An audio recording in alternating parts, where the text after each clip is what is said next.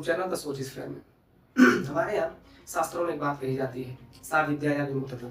विद्या वही जो हमें मुक्ति करे या हमें मुक्त करे या हमें अज्ञानता से दूर करे। क्या ये विद्या आज सभी लोगों तक समान रूप में पहुंच पा रही है या नहीं? क्योंकि हाल ही में नीति आयोग की एक रिपोर्ट के अनुसार लगभग 1 लाख से ज्यादा स्कूल को बंद कर दिया गया। ये वही गवर्नमेंट स्कूल है जिसमें लाखों करोड़ों गरीब के बच्चे शिक्षा अर्जित करते हैं। दिक्कत ये है कि आखिरकार इन स्कूलों को बंद क्यों किया जा रहा है? इन स्कूलों को बंद करने के पीछे सरकार की मंशा क्या है? आज हम इन सारी समस्याओं को समझने की कोशिश करेंगे कि आखिर में क्या समस्या ऐसी सामने आ रही है जिसकी वजह से इन स्कूलों को बंद किया जा रहा है और इसका समाधान क्या हो सकता है, जो गवर्नमेंट क्या कर रही है। इन सारे मुद्दों का आज हम बात करेंगे। देखिए, जो सबसे बड़ी समस्या है ना, वो है इंफ्रास्ट्रक्चर की। इंफ्रास्ट्रक्चर में आपको बेसिक सी बात बता दूं कि कोई भी विद्यालय के लिए एक इमारत होनी जरूरी है। हमारे यहाँ अभी लगभग कुछ साल भर पहले एक न्यूज आया था कि राजस्थान में एक स्कूल के गिर जाने से 45 बच्चों की मृत्यु हो गई। इंफ्रास्ट्रक्चर का इतना बुरा हाल है हमारे यहाँ कि हमारे यहाँ स्कूल जर्जर हुए पड़े हैं। ना शुद्ध शौचालय है, ना शुद्ध पेयजल की व्यवस्था है। ये सारा जो कारण है ना, ये बहुत मेजर कारण है हमारे स्कूल को बंद होने में।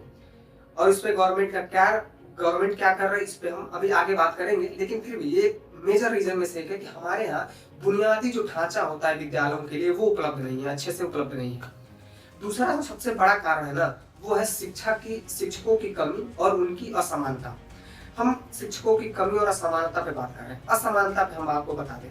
देखिए, होता क्या है कि अगर आपको शिक्षक और विद्यार्थी का रेशियो देखेंगे ना, तो रेशियो होता है 30 और 1 का। यानी कि हर 300 बच्चों पर 10 शिक्षक होना अनिवार्य है। उत्तर प्रदेश में जो आंकड़ा है वो 20 और 1 का है। अब आंकड़ा देख के आप सोचेंगे कि यार तो बहुत बेहतर आंकड़ा है, क्योंकि यहाँ हमको चाहिए 30 और 1 का और आंकड़ा है 20 और 1 का, यानी हर 200 पे 10 बच्चे। लेकिन ठहरिए, आंकड़े के हिसाब से अगर आप देखेंगे तो ये बहुत ही बेहतर नंबर दिखाई देता है। लेकिन वास्तविकता और व्यवहारिकता ये है कि बहुत से ऐसे विद्यालय हैं जहाँ पे एक टीचर पूरे स्कूल को संभाल रहा है, और बहुत से ऐसे भी विद्यालय हैं जहाँ की बहुत ज्यादा आवश्यकता नहीं है टीचरों की, फिर भी वहाँ पे बहुत ज्यादा टीचर अवेलेबल है। हमें जरूरी है उन सारी चीजों को एक कोऑर्डिनेशन के थ्रू एक समान वितरण की। जैसा कि हमने आपको पहले बताया कि टीचरों की असमानता एक बहुत बड़ा रीजन है। दूसरा, टीचरों की कमी। यूपी की ही एक रिपोर्ट के अनुसार हमारे यहाँ प्राथमिक स्तर पर लगभग 22%, माध्यमिक स्तर पर लगभग 40% और उच्च माध्यमिक स्तर पर लगभग 60% पद रिक्त है। इन पद को भरिए। अब इससे होता क्या है ना कि जब टीचर ही नहीं है तो बच्चे पढ़ेंगे कहाँ से? सबसे बड़ी बात ये है, इससे बच्चों की जो शिक्षा की गुणवत्ता है उसमें कमी देखने को मिलती है। अब एक ही टीचर है, वो टीचर मैथ भी पढ़ा रहा, इंग्लिश भी पढ़ा रहा, हिंदी भी पढ़ा रहा, सामाजिक वो सारी चीजें पढ़ा रहा जो उसको नहीं करना चाहिए, जिससे कि बच्चों पे भाई गलत इंप्रेशन चलता है कि यार अब एक ही टीचर है कि सारा सब्जेक्ट पढ़ा रहा, तो क्वालिटी ऑफ एजुकेशन में कमी देखने को मिलती है। दूसरा सबसे बड़ा रीजन ये है कि जो शिक्षक हैं वो अध्यापन कार्य को छोड़ करके वो सारा काम उससे करा लिया जा रहा है। मुझे गवर्नमेंट से सबसे बड़ी शिकायत ये है कि भाई साहब, शिक्षक को आप अध्यापन कार्य करने दीजिए ना।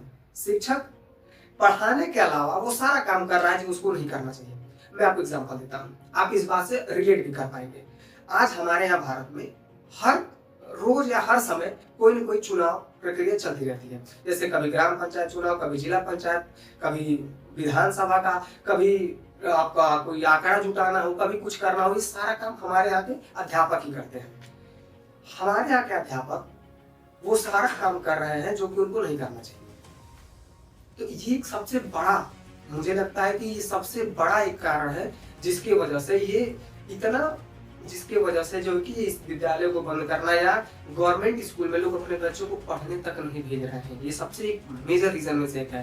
तो इसका सबसे बड़ा सोल्यूशन, इसका यही एक सोल्यूशन है कि आप अध्यापक को अध्यापक ही रहने दें। अध्यापक को ऐसा न कर दें कि अध्यापन खर्च छोड़ के बाकी सारा काम करें। तीसरा जो सबसे बड़ी समस्या है वो डिजिटलीकरण है। आज हम सबके घर में सबके पास एंड्रॉइड फोन्स है। सब लोग social media, YouTube, Instagram, Facebook, सारे लोग सबको सुचारू रूप से चला है। लेकिन आज भी हमारा जो गवर्नमेंट स्कूल है वहाँ आज भी वही पुरानी पद्धति, वही पुराना सिलेबस, उसी को पढ़ाया जा रहा है। बात क्या है कि हमें आधुनिकता को देखते हुए जितनी तेजी से हमारा समाज बदल रहा है, उसके हिसाब से हमें अपने विद्यालयों को भी अपग्रेड करने की बहुत ही आवश्यकता है और बहुत ज्यादा आवश्यकता है। आज हमारे विद्यालय में smart classes, smart labs, digital boards की सुविधा उपलब्ध कराना गवर्नमेंट का सबसे बड़ी प्राथमिकता है। अब बात करते हैं समाधान की। समाधान क्या हो सकता है या गवर्नमेंट क्या कर रही है इस विषय पर। तो अभी गवर्नमेंट के द्वारा भी काफी ज्यादा इनिशिएटिव लाया गया है, जैसे पीएम श्री करके एक योजना लाई गई है, जिसमें कि विद्यालयों को एक स्मार्ट क्लासेस, डिजिटल बोर्ड्स और डिजिटल लैब बनाने की प्रक्रिया प्रारंभ हो चुकी है। अभी हाल ही में उत्तर प्रदेश में भी 39 जिलों को सेलेक्ट किया गया है, जहां पे डिजिटल लैब, डिजिटल क्लासरूम और एक बेहतर लैब की सुविधा प्रदान की गई है या सुविधा बनाने का प्रयास चल रहा है। समस्या इसमें यह है कि क्या ये सभी जिलों तक समान रूप से वितरण हो सके और अच्छे से वितरण हो जाए, क्योंकि ऐसा ना हो कि इस सुविधा का लाभ कुछ ही जिले को बेहतर मिले और कुछ जिले से वंचित हो जाए। तो ये गवर्नमेंट के साथ पास एक बहुत बड़ी चुनौती के साथ ही दिखेगा एक बहुत बड़ी चुनौती है कि इसको समान वितरण की व्यवस्था किया जाए। बात करते हैं कुछ और समाधान की। हमको सबसे पहले इंफ्रास्ट्रक्चर पर ध्यान देना पड़ेगा और इंफ्रास्ट्रक्चर को बेहतर बनाना ही पड़ेगा, हमारे पास और कोई ऑप्शन है नहीं। दूसरा, जो शिक्षक की कमी है उस शिक्षक की कमी को आप पूर्ण करिए।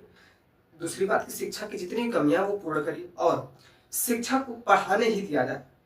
एक बेहतर ऑप्शन है शिक्षक को सिर्फ पढ़ाई करने दिया जाए। शिक्षक को ऑलराउंडर प्लेयर नहीं बनाना है कि उसको सारे फील्ड में भेजो वो सारा काम करेगा, नहीं। शिक्षक को शिक्षा करने दिया जाए और शिक्षक को पढ़ाने दिया जाए।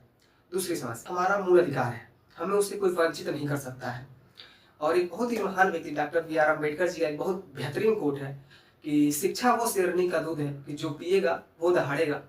और इन्हीं बातों के साथ मैं चीज को बंद करता हूं। और हाँ, आपसे रिक्वेस्ट है कि आप कमेंट करके ये जरूर बताएं कि आपके यहाँ के जो विद्यालय हैं उनकी हालत कैसी है और वो किस हालत में भी है। धन्यवाद।